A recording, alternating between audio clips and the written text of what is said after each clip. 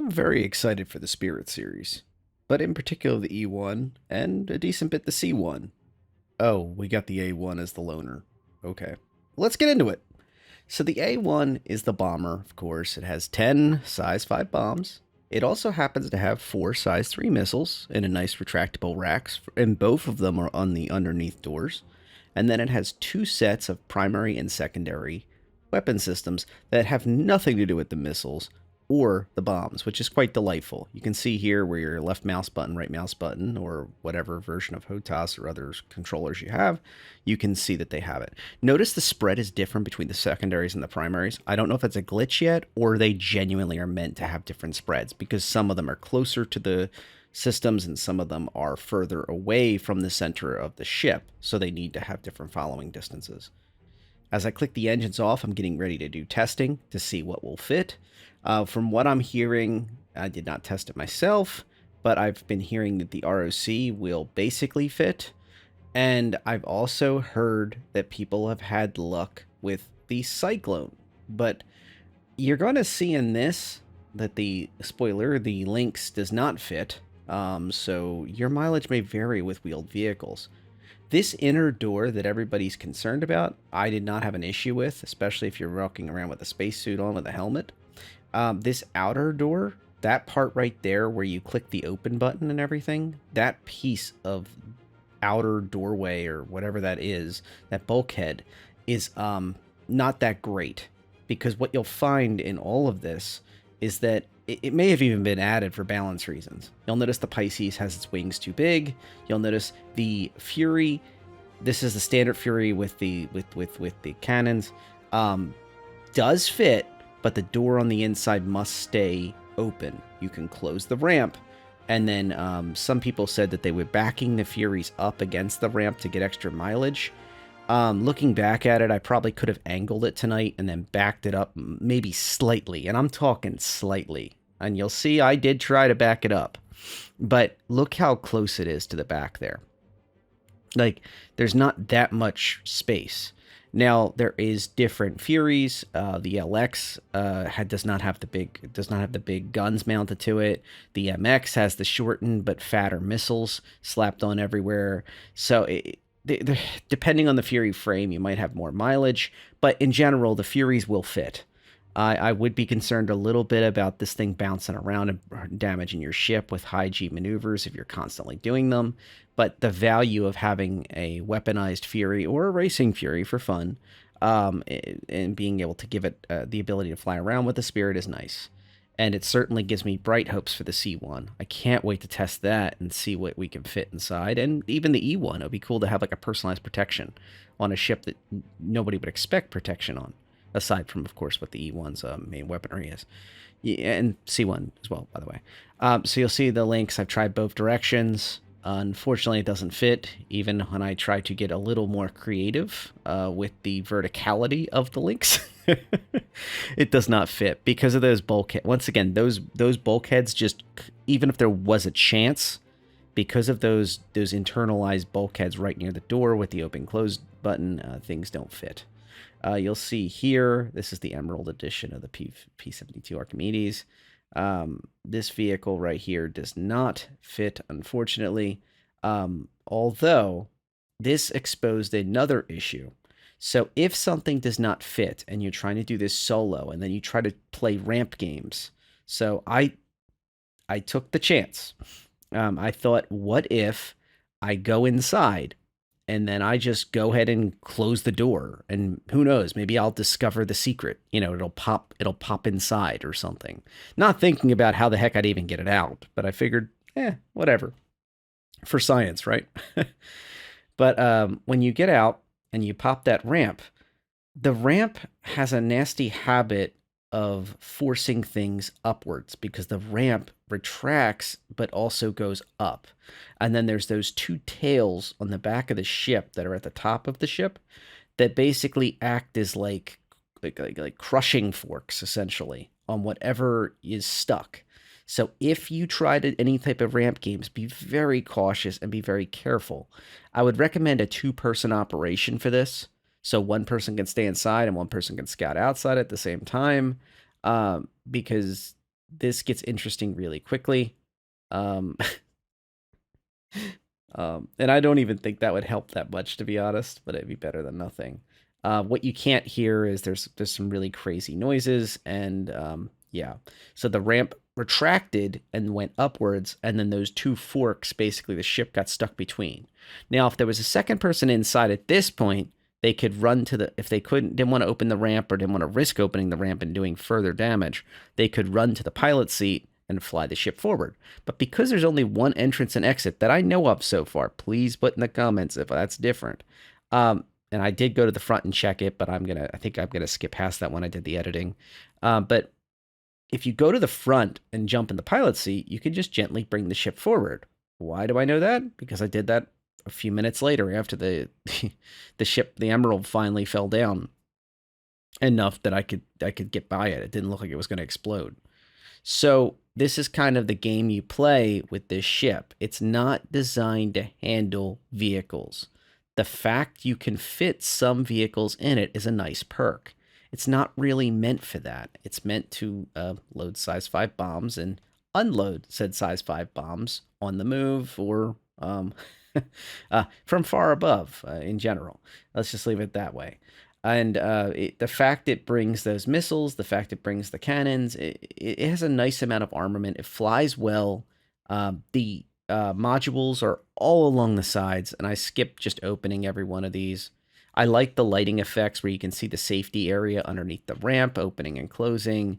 I like the bomb effects. There is the special lighting inside the bomb area where you can make it less or more lit. And of course, you can do mood lighting if you're into machinimas or just cool screenshots. It is certainly Hunt for Red October. If you haven't seen that movie, I highly recommend it. And it's the scene where Jack Ryan is basically being shot at by the chef, if I remember right. And yeah, it certainly looks good. These are the missiles in action. You can see they come from a retractable thing in the nose that's just at the base of the ship, the bottom of the ship, 2 on each side.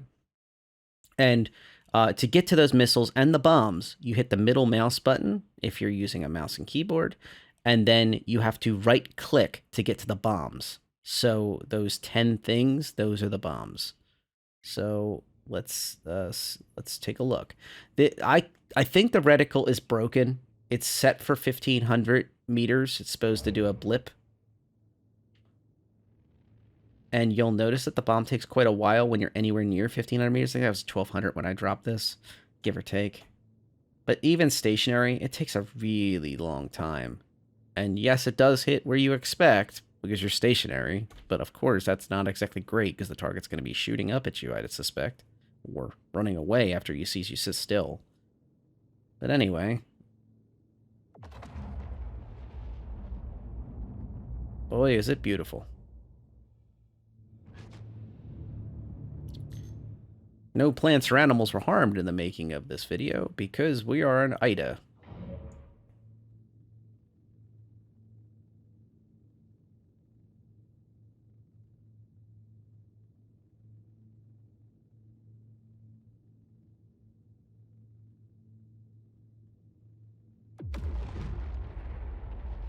And that's all it wrote. This is my first look at the A1. I think it's a fantastic ship. I do strongly caution against going hype mode. Remember that if you already have a Spirit, you get this as a loaner. I did check New Deal and I checked the rentals. I did not see the A1 in either place. That does not mean it won't go into those pretty soon after this. So once again, you just keep that in the back of your mind. It is a rather affordable ship, but it is the most expensive of the 3 Spirits, unfortunately. So that means if you do go up to it with a CCU, or you procure it just as a straight up war bond or credit purchase, you can't just CCU backwards to the other ships. Bear that in the back of your mind. There's a couple new paints. I'm not going to weigh in on those. I'm still Camp Olympia, which is on the E1, and you can use the paints as I understand it interchangeably amongst all the different ships. That might change, or that might have changed since the initial offering, but we'll see. In general, I think these ships are what they are. Understand their limitations. That's why I went out of my way to show not every ship can fit. They do work well with the Furies. I think that if the A1 did this well with one Fury, the C1 will be very interesting to see if it can fit more than one Fury. ROCs is another interesting thing because it's a serious money-making operation. And with ship tractor beams coming in 3.21, if that still makes it through, the C1 will be even more interesting. Another thing I really want to check out is the turret and the second crewman experience on the spirits, especially on the C1, because that one really catches my eye when it comes to what you can get through there. So with the tractor beam being able to get things in and out of the back of the ship, I think me and Mason talked about this before, but it's going to really change a lot of people's minds about which ships have the most value. There's going to be a lot of topics of where the tractor beam placement is, where the cargo grids are, how practical they are to fast load and unload on these smaller ships that have very low SCU.